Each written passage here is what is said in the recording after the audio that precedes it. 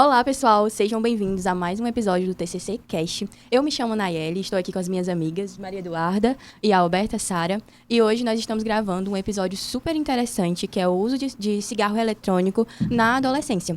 Temos uma convidada super especial, que é a nossa professora e mestre em psicologia, Denise Neiva. Ela é especialista em saúde mental na fase da adolescência. E é isso, pessoal. Aproveitem nosso podcast. Vai ser um prazer ter vocês aqui assistindo esse podcast conosco. Uma disciplina da Ilana, da nossa professora Ilana, que é na cadeira de Psicologia Cognitiva e Comportamental. E nós estaremos aqui hoje falando sobre esse assunto que é tão importante, atualmente. Quero começar agradecendo à professora Denise por ter aceitado nosso convite de hoje. E para abrir o nosso encontro, eu vou começar respondendo uma pergunta super importante. O que é o cigarro eletrônico? O cigarro eletrônico, mais conhecido agora como vape popularmente, ele é um dispositivo eletrônico que simula o ato de fumar, podendo ou não conter a nicotina. E o engraçado é que ele surgiu como uma alternativa tecnológica para que as pessoas pudessem, entre aspas, parar de fumar. Ou melhor dizendo, elas consumirem a nicotina com menos malefícios. A Anvisa, a Agência Nacional de Vigilância Sanitária, em 2009, ela proibiu a comercialização, importação e propaganda do vape por conta de inúmeros motivos, que ele trazia malefícios para o corpo, porém um dos grandes motivos foi a falta do estudo de longo prazo sobre seus efeitos. E particularmente, durante meus estudos, eu levantei um questionamento que foi justamente por isso que eu sugeri esse tema para o episódio de hoje. Eu gostaria muito da opinião da professora. Por que os adolescentes se interessaram tanto por isso? E se é alguma modinha ou tem algo mais profundo? Gente, primeiramente agradecer a minha participação aqui hoje com vocês. Vai ser um prazer imenso. Um abraço para minha amiga Ilana. Ilana, estamos aqui, estamos forte, amiga, estamos junto. E aí, uma das coisas que a gente tem que pensar é que esse período da adolescência é um processo de construção da identidade. Então, por mais que a gente tenha essa formação cerebral, nós vamos ter alguns aspectos que vão influenciar diretamente na nossa construção da nossa identidade. Então, é um momento em que, por exemplo, no campo da neurociência, nós não terminamos de formar essa parte da frente do nosso cérebro, o lobo frontal, o córtex pré-frontal, que é responsável pela resolução de problemas, funções executivas, tomadas de decisões. Então, se eu passo o dia todinho olhando algumas informações que não são bacanas nas redes sociais, eu vou ter uma probabilidade maior de absorver, logo porque esse campo, inclusive, da impulsividade no lobo frontal, ele ainda não terminou de se formar. Então, eu fico mais suscetível a isso. O que a gente vê dentro da publicidade? A gente entende os malefícios, os malefícios que já foram bastante discutidos acerca do cigarro. E aí muita gente veio com o discurso inicial sobre o uso do vape, que usava o vape para parar de fumar. Isso nunca aconteceu, não temos nenhuma comprovação científica sobre isso, nós temos somente comprovações que ele é muito pior do que o cigarro. Mas existe uma propaganda que às vezes é velada, no sentido de que você, por exemplo, tem determinados sabores, que é mais... Como o cigarro também tem. Então, o vape é a mesma coisa. Então, sempre haverá momentos na geração em que um novo uso de alguma substância ela vai surgir. E o capitalismo, ele toma de conta disso. Então, quem são as pessoas mais suscetíveis? São as pessoas que estão nesse processo de desenvolvimento cerebral, cognitivo e social. Então, quem é que vai ser? Vão ser as pessoas mais jovens, vão ser os adolescentes. Claramente, ele não vai vender um vape para um adulto que já sabe que aquilo faz mal. Então, vai ser o público jovem, que é para ligar a uma necessidade daquele jovem de construção da identidade, que é legal e que, na verdade, esse pessoal que diz que vape é ruim, eles estão totalmente errados, eles não sabem de coisa nenhuma, porque muitas vezes são o discurso que são proferidos nas redes sociais. E tem também essa questão, de que quando a gente é adolescente, a gente está tentando fazer parte de alguma coisa, Então, se inserir em um grupo, às vezes aquele adolescente ele é mais tímido, é mais reservado, não tem muitos amigos. E aí tem aquele grupinho que usa o vape. E para ele se sentir parte, talvez ele possa começar a fazer uso do vape, para se sentir parte de alguma coisa. Mas você pode ter certeza que isso não é nenhuma opinião sua. Temos evidências disso que você está falando. Nesse processo de construção dessa identidade, desse processo de identificação, o jovem, ele vai querer sim fazer isso. Ele vai querer fazer parte disso. E outra, é uma substância e geralmente usado em situações na qual a pessoa é uma pessoa ansiosa e precisa se autorregular de alguma forma, e aquela substância é o que ajuda a regular. Né? E, ao invés de, por exemplo, procurar um tratamento psicoterápico ou procurar uma regulação emocional, outras atividades que poderiam estar ali ajudando aquele jovem nesse processo. Um autocuidado. Aí eu vou ficar parecendo aquela velha chata, né? Que é assim, as pessoas elas não entregam o básico e elas reclamam. O que é entregar o básico? É eu me alimentar bem, né? Eu tenho uma alimentação boa, regular, arroz, feijão, frutas e verduras, uma alimentação ok, não estou falando de alimentação cara. E fazer exercício físico. E também não estou falando, por exemplo, de pessoas que às vezes não têm condição de pagar uma academia. Né? Mas o uso do vapor vai ser maior nessas pessoas em que não estão entregando isso. E também a questão da rede social, ela aumenta muito essa influência, né? Porque a Anvisa, ela pode ter proibido em 2009, mas eu acho que é bem comum, pelo menos no meu Instagram, nos stories, eu ver alguns influencers utilizando.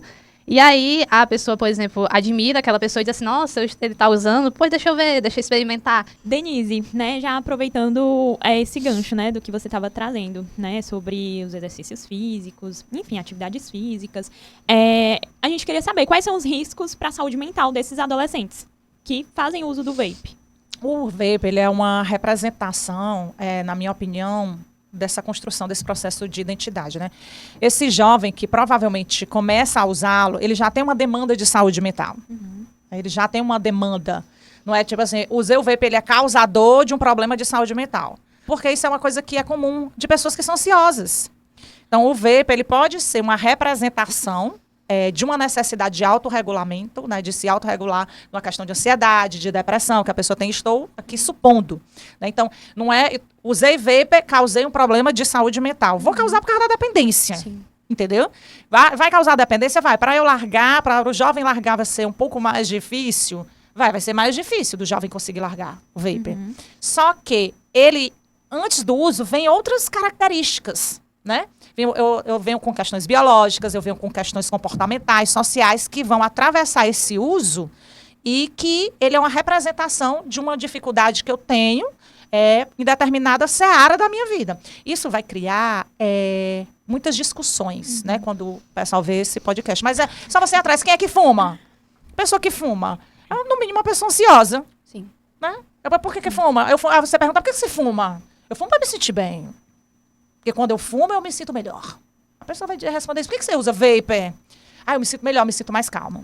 Ele vai dizer isso. Então, o vape, ele serve para sanar uma coisa que já existe. Mas ele vai ser esse causador, né? Ele é essa representação de uma situação já pré-existente, de alguma demanda daquela pessoa, que pode ser a necessidade de conexão com esse grupo. Estamos falando de ansiedade ou depressão, porque é algo que é mais recorrente, né? Mas podem ser outras necessidades da pessoa, né? Mas já existe algo e ele usa aquilo para sanar, para se sentir melhor. O uso de substância para isso. Quando você toma um copinho de cerveja, o que você sente? Você se sente mais relaxado, né? Cerveja é uma substância, né? É uma substância também. E como que a terapia comportamental pode ajudar em casos de vícios?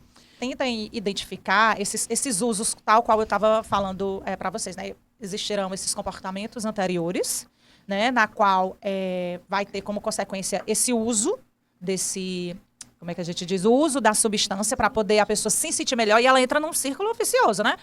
Mas você entende que ele não cuida da situação antes de usar o vapor.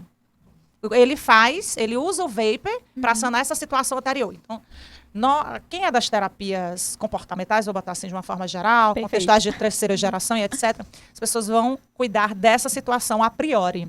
Porque eu preciso entender, por exemplo, se é um jovem que está no ensino médio, está passando por uma situação de bastante ansiedade por causa de vestibular, tenho que trabalhar essa situação dele. Se isso for a causa do uso. Quando a pessoa já passa ao tratamento do uso específico da substância, a gente vai fazer um trabalho de compreender os pensamentos e as relações entre a situação pré-existente e o uso. E isso, a gente tem vários protocolos no qual a gente vai fazer esse trabalho em um processo, vamos dizer assim, de uma maneira popular, de desmame disso. Mas antes, da gente pensar nesse ponto final, nós temos que pensar, por exemplo, a TCC vai trabalhar a questão dos pensamentos disfuncionais acerca do uso do vape, né? Então, elas chegam a ser bem primas, bem similares nesses aspectos, no sentido de tentar entender por que a pessoa está usando e a gente tratar a causa e depois pensar na questão, falando novamente de uma forma popular, na possibilidade desse desmame. Sobre os mitos e as verdades sobre o vape, né? Sobre o uso de cigarro eletrônico. E um deles é que o vape não causa dependência, né? É o pior de todos, né? E outro que é o vape é uma ferramenta psicológica eficaz para parar de fumar. Aí foi algumas coisas que a gente já comentou aqui. O outro também, que ser uma estratégia de marketing, né? Para alcançar os adolescentes. E outra é que os jovens e adolescentes, eles estão mais vulneráveis também a serem suscetíveis, né? Ao uso do vape. E eu peguei nessa questão desse boom, né? Que essa diz assim, já teve um boom antigamente do uso de cigarro, agora já tem um outro boom com o uso do vape. E eu também vejo, também indo para uma outra área, né? Um boom também nessa parte dos exercícios físicos, né? Sim. E ser uma escolha da pessoa, né? De usar algo que vai fazer mal ou usar algo que vai fazer bem, né? Porque tá tendo, sim, um super boom dessa área fitness, de corrida. Todo mundo, você vê, correndo. Tudo moda. E os jovens são os mais suscetíveis a isso. Você também. Aquele aplicativo que te faz comparar, né? Tipo, a pessoa foi pra academia, eu tenho que ir também agora. E a fica competição, né? Sendo que a realidade da vida das pessoas é totalmente diferente. Sim. A gente vai entrar agora no espaço terapêutico da senhorita. No meu espaço, terapeuta. Exatamente. Que a senhora trabalha com adolescentes. Sim, senhora. Como tem sido lidar com esses adolescentes que trazem possíveis demandas? Porque às vezes nem é a demanda, como a senhora comentou naquele dia, né? Comigo. A questão do vape, né? É. A única situação que eu realmente tive foi de um paciente, já há alguns anos atrás, na qual ele fazia uso do vape, mas ele não estava lá para tratar o vício. Nunca foi cogitado nem a possibilidade. Mas eles não vêm até o presente momento no consultório para fazer isso. Eles vêm para tratar outras questões. Com base assim, no que a gente estudou, né, a gente trouxe algumas dicas e práticas, né, que talvez possam fazer sentido, né, para aquele adolescente, enfim. E uma delas é identificar os gatilhos, né, e aí eu estava até conversando com as meninas, antes da gente entrar, de, por exemplo, a professora trouxe a questão do vestibular. Então, se ali em um dia específico, aquele adolescente, ele não foi tão bem ali numa prova, e se ele faz uso do vape, talvez seja uma forma dele ali se autorregular, talvez se sentir um pouco melhor depois que ele não se saiu tão bem naquela prova. Né? Então, entra também aquela questão, né, dos pensamentos, né, das emoções, né, como que chega, né, quais sentimentos ele vai estar sentindo. Então, por exemplo, muito comum é a frustração, né, se sentir frustrado, né, vem a preocupação, pode vir aquele sentimento de se sentir incapaz, né, e aí ele pode se agarrar a isso, né, a querer buscar o cigarro, né, o vape, né, para estar se sentindo melhor, né. E também tem outro ponto que eu queria trazer, a gente trazer de fato o que é possível, né? Não trazer ideias muito mirabolantes que não façam sentido ou que aquele adolescente ele não vai conseguir fazer. Então, por exemplo, a gente criar metas que sejam possíveis, né? Então, passar ali 24 horas sem fumar seria uma meta. E se essa meta foi alcançada, entra a questão do reforço positivo. Sim. Né? Aquele adolescente ele pode elogiar a si mesmo, talvez escrever num post-it e colar no espelho. Sim. Tipo, hoje eu consegui, né? Hoje eu não fumei, eu estou de parabéns. Ou então comprar um mimo, um presente simples que seja pequeno, talvez um chocolate, mas que vá trazer ali um significado. Antes da gente terminar, eu acho importante reforçar um ponto, que apesar do vape ser inofensivo, como foi criado lá nos anos 2000 com essa ideia, a gente tem que ressaltar que ele tem vários riscos à saúde. Então, eu digo a vocês que estão ouvindo, né, que se conhece alguém que usa vape, ou se você mesmo usa e quiser saber mais, é bom procurar uma ajuda profissional, porque informação salva vidas. E eu queria deixar uma indicação de um livro, que eu não vou me lembrar bem a autora agora, porque eu me lembrei só do livro, assim, enquanto a Denise estava falando, sobre vício, que é A Nação Dopamina. Ele é muito bom para falar sobre vícios. Vou procurar aqui o nome do autor que eu esqueci. Ela fala sobre os vícios e fala também do outro lado, né? Porque a pessoa vê que só que aquela pessoa tem o vício, mas não vê o quão é difícil sair dele, o quanto ela tenta sair. Eu acho muito bom para entender esse lado. É a Anna Lembke. Isso. Psiquiatra, né? Médica psiquiatra. Psiquiatra. Essa é a minha indicação. Então, pessoal, a gente está encerrando o nosso podcast aqui. Foi muito bom, professora, ter recebido você. E quanto você agrega, né? Você tem muito conhecimento. E nós, sempre que pensamos em você, nós pensamos numa mulher que, né, sabe demais das coisas. Uma Obrigada, diva. mas Uma diva. estou aprendendo todo dia ainda. Não sei, ainda estou aprendendo. Eu aprendo tanto com você que vocês nem imaginam. Então sigam ela no Instagram, viu, gente? Psicologia da Juventude, a nossa Eita, Denise Neiva. Tá contratada. Agradecemos também a quem assistiu o podcast até aqui. E até a próxima, pessoal. Tchau. Tchau. Tchauzinho.